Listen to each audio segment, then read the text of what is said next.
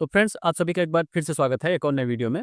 तो इस वीडियो में क्या है कि Q3 का बिज़नेस अपडेट आना शुरू हो गया है। कुछ-कुछ अपैरल और रिटेलिंग वाले जो बिज़नेसेज़ हैं, उनका अपडेट आ गया है।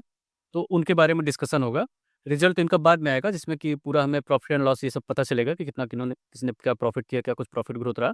बट ये बिज़नेस अपडेट से हमें ये तो पता चल जाएगा कि क्या कुछ रेवेन्यू में ग्रोथ आया, किसने स्टोर्स कितने खोले हैं, ये सब हमें आइडिया मिल जाएगा। तो अब मार्केट क्या है कि रिजल्ट का वेट नहीं करेगा, इसी पे मार्केट रिएक्शन दे देगा। क्योंकि इससे समझ में आ जाएगा कि किसके बिज़नेस में क्या परफॉर्मेंस है, किसका बिज़नेस किधर जा रहा है, कौन-सा बिज़नेस सुपीरियर है। तो देखिए, जिन बिज़नेसेस की बात करूँगा, उसमें एक तो साई सिल्क काला मंदिर है, जो कि साड़ीज़ वगैरह की रिटेलिंग करता है स्टोर लगा के। वी टू रिटेल है, बाज़ार स्टाइल रिटेल है, ये पूरा वैल्यू फैशन वाले सेगमेंट में अपैरल की रिटेलिंग करते हैं। वी मार्ट है, डी मार्ट है, जो कि अपैरल हो गया, ग्रोसरी हो गया और दूसरे जो होम इम्प्रूवमेंट के प्रोडक्ट्स हैं, इन सब की रिटेलिंग करते हैं। तो ये 5 बिज़नेसेज़ हैं जो कि इस वीडियो में मैं डिस्कस करूँगा, जिनका कि बिज़नेस अपडेट आ गया है। तो एक पहले तो 2-4 जो इम्पोर्टेंट चीज़ें हैं वो समझ लेते हैं, कि इस बार का जो Q3 था, इसमें दीपावली का इम्पैक्ट था, बट दशहरा और दुर्गा पूजा का इम्पैक्ट नहीं था शॉपिंग में, बिज़नेस में। जबकि लास्ट ईयर का जो Q3 था, उसमें दशहरा और दीपावली दोनों थे। तो इस वजह से लास्ट ईयर जो ठीक-ठाक सेल्स आई थी, फेस्टिवल सेल्स अच्छी थी। बट इस बार जो फेस्टिवल सेल्स था, उसमें से दशहरा तो जो है Q2 में शिफ्ट हो गया था। और Q2 के नंबर्स इसीलिए अच्छे आए थे, जितने भी रिटेलिंग वाले बिज़नेस में हैं। बट जो रियल टेस्ट है, वो ये Q3 में है कि जब इसमें दशहरा नहीं है, सिर्फ़ दीपावली है, तो इसका क्या कुछ सेल्स रहता है, क क्या कुछ परफ़ॉर्मेंस रहता है, वो हमें देखना है। तो सबसे पहले बात करते हैं साई सिल्क काला मंदिर की।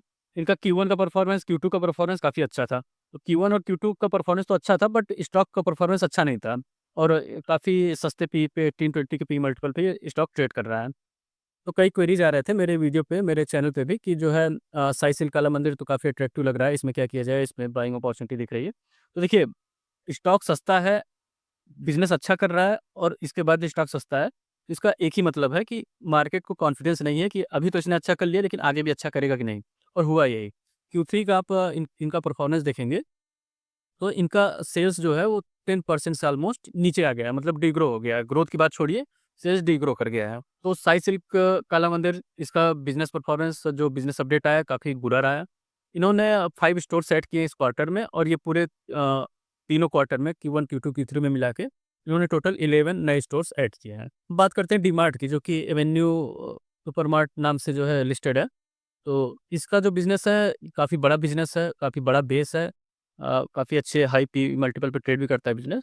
बट पिछले कुछ समय से बिज़नेस में ठीक-ठाक ग्रोथ नहीं आ रही थी, जिस वजह से स्टॉक परफॉर्मेंस भी नहीं दे रहा था। आप पिछले कुछ सालों में देखेंगे तो नेगेटिव रिटर्न बना है, और रीज़न वही है कि बिज़नेस में ग्रोथ नहीं है। और हुआ इस बार भी वही हुआ कि 13% से इनका सेल्स में ग्रोथ आई है, जो कि काफ़ी मतलब मीडियोकर टाइप सेल्स ग्रोथ है। इसके अलावा डी-मार्ट के बिज़नेस अपडेट में ज़्यादा कुछ इन्फॉर्मेशन हमें मिलती नहीं है। तो अब बात करते हैं वी-मार्ट की। वी-मार्ट का भी बिज़नेस एकदम डी-मार्ट की तरह ही है, मतलब अपैरल, ग्रोसरी और होम इम्प्रूवमेंट के जो दूसरे प्रोडक्ट्स होते हैं, कॉस्मेटिक्स होते हैं, मतलब काफ़ी कुछ चीज़ें वो रिटेल करता है स्टोर लगा के अपने।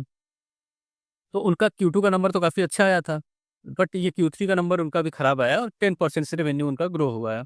मतलब जो डी-मार्ट का परफॉर्मेंस है, उससे भी बुरा परफॉर्मेंस वी-मार्ट का है, जबकि आप कंपेयर करेंगे साइज़ वाइज़ तो डी-मार्ट काफ़ी बड़ा बिज़नेस है और वी-मार्ट उसके आगे तो बहुत छोटा बिज़नेस है। और इस क्वार्टर में वी-मार्ट ने 23 स्टोर्स ऐड किए हैं और 2 स्टोर्स अपने क्लोज़ किए हैं, जिसका कि परफॉर्मेंस अच्छा नहीं आ रहा था। इस पूरे साल में, यानी कि तीनों क्वार्टर में मिला के इन्होंने 63 स्टोर्स ऐड किए हैं और 6 स्टोर्स क्लोज़ भी किए हैं, और इनका टोटल स्टोर काउंट जो है वो 554 तक पहुँच गया है। अब बात करते हैं वी2 रिटेल और बाज़ार स्टाइल रिटेल की, जो कि दोनों की एकदम मतलब अपैरल की रिटेलिंग करते हैं।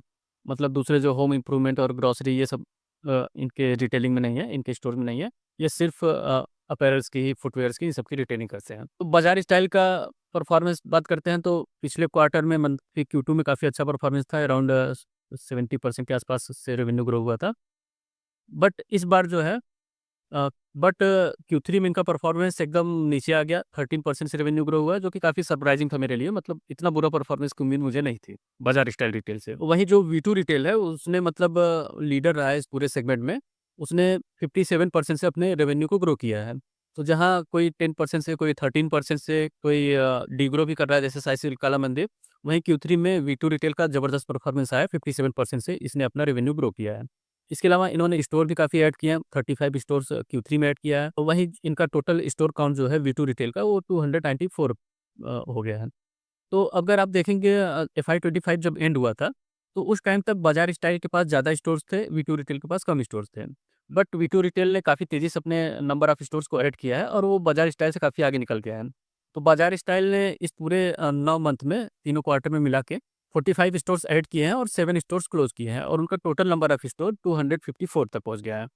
तो वी2 रिटेल और बाज़ार स्टाइल रिटेल को आप देखेंगे तो अपैरल की रिटेलिंग में काफ़ी अच्छा कर रहा है, बट वी2 रिटेल बाज़ार स्टाइल रिटेल से काफ़ी आगे निकलता हुआ दिख रहा है। तो जहाँ बाज़ार स्टाइल ने 45 स्टोर्स ऐड किए हैं इन 9 महीनों में, वहीं वी2 रिटेल ने 105 स्टोर्स ऐड किए हैं।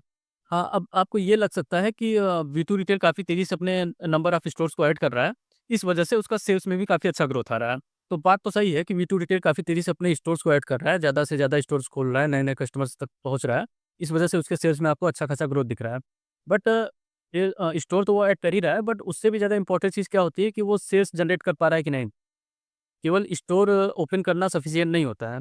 वो स्टोर्स नए-नए ऐड कर रहा है, उससे सेल्स भी जनरेट कर रहा है, इस वजह से वो ज़्यादा सेल्स, ज़्यादा प्रॉफिट जनरेट कर रहा है और भी ज़्यादा स्टोर्स ऐड कर रहा है। वहीं बाज़ार स्टाइल रिटेल को देखेंगे तो वो क्या है कि वो उतना सेल्स नहीं जनरेट कर पा रहे हैं, उतना प्रॉफिट नहीं कर पा रहे हैं, इस वजह से वो उतना फास्ट एग्रेसिवली अपने स्टोर्स को भी नहीं ऐड कर रहा है। और इसको आपको अगर समझना हो तो आप ऐसे भी समझ सकते हैं कि क्यू3 में जहाँ बाज़ार स्टाइल रिटेल ने का जो है पर स्क्वायर फीट जो सेल्स था वो अराउंड ₹700 था। वहीं वी2 रिटेल का 1032 रुपीज़ था। तो अगर आप कंपेयर करेंगे तो 50% से ज़्यादा एफिशिएंट है वी2 रिटेल सेल्स करने के मामले में। और अगर आप सेकंड क्वार्टर और थर्ड क्वार्टर दोनों कंबाइन करके अगर आप रेवेन्यू ग्रोथ देखेंगे, तो बाज़ार स्टाइल ने 38% से अपने रेवेन्यू को ग्रो किया है और वी2 रिटेल ने 68% से अपने रेवेन्यू को ग्रो किया है। मतलब ऑलमोस्ट डबल के आसपास जो इनकी सेल्स में ग्रोथ की स्पीड है। तो पूरे रिटेलिंग वाले स्पेस में आप देखोगे तो जो लीड कर रहा है इस पूरे सेगमेंट को वी2 रिटेल है और बहुत ज़्यादा चांसेस हैं कि मंडे को आपको ये देखने को मिलेगा, इसका रिएक्शन भी देखने को मिल जाएगा कि बाज़ार स्टाइल में इन्वेस्टर जो है वो निराश होंगे। 30% के से रेवेन्यू ग्रो हुआ है। वी-मार्ट में इन्वेस्टर्स निराश होंगे, डी-मार्ट में इन्वेस्टर निराश होंगे, साई सिल्क काला मंदिर में इन्वेस्टर निराश होंगे और मतलब जो एक्टिव इन्वेस्टर हैं, वो वहाँ से अब निकलेंगे, एग्ज़िट करने के बारे में सोचेंगे और वी2 रिटेल में एंट्री करने के बारे में सोचेंगे। तो यूएसए ने जिस तरीके से वेनेजुएला पे अटैक करके उसके प्रेसिडेंट को कैप्चर कर लिया है, अगर उन चीज़ों का मार्केट पे कोई नेगेटिव इम्पैक्ट नहीं होता है, तो मोस्ट प्रोबेबली वी2 रिटेल में आपको कल अच्छी परफॉर्मेंस देखने को मिलेगी स्टॉक प्राइस के हिसाब से। और अगर सपोज़ कल मार्केट अच्छा नहीं रहता है, वी2 रिटेल में भी आपको अच्छा परफॉर्मेंस नहीं देखने को मिलता है। But at the end of the day 1 हफ्ते बाद, 1 महीने बाद, 2 महीने बाद ये चीज़ें आपको दिखेंगी वी2 रिटेल में। और आप अभी भी देख लो तो जहाँ मार्केट में इतनी पिटाई हुई थी, मिड कैप, स्मॉल कैप में इतनी ठीक-ठाक पिटाई हुई थी, फिर भी वी2 रिटेल आप देखोगे तो अपने ऑल टाइम हाई के आस-पास ही है उसका स्टॉक प्राइस।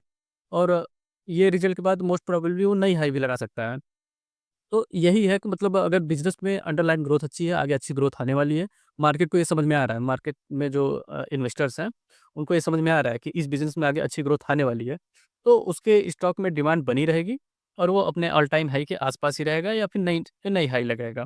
आप देख लो, चाहे बाज़ार स्टाइल को देख लो, चाहे साई सिल्क काला मंदिर को देख लो, एवेन्यू सुपरमार्ट को देख लो या फिर वी मार्ट को देख लो, वो सारे स्टॉक प्राइस कितने नीचे हैं अपने ऑल टाइम हाई से या 52 वीक हाई से। बट वहीं वी2 रिटेल जो है, एक अपने 52 वीक हाई के आस-पास ही है। तो वी2 रिटेल ना सिर्फ़ अपने स्टोर्स को तेज़ी से बढ़ा रहा है बल्कि सेल्स भी अच्छी जनरेट कर पा रहा है। इसी वजह से वो आगे चल के और भी स्टोर्स ऐड कर रहा है। तो ये चीज़ आपको समझना पड़ेगा, रिटेलिंग में केवल स्टोर्स ऐड कर लेना, नए-नए दुकानें लगा लेना, यही सफिशिएंट नहीं है। उन दुकानों से आपकी सेल्स भी अच्छी खासी आनी चाहिए जिससे कि आप आगे चल के और भी ग्रोथ ला पाएँ और भी दुकानें ऐड कर पाएँ। तो इस वीडियो में इतना ही। Thanks for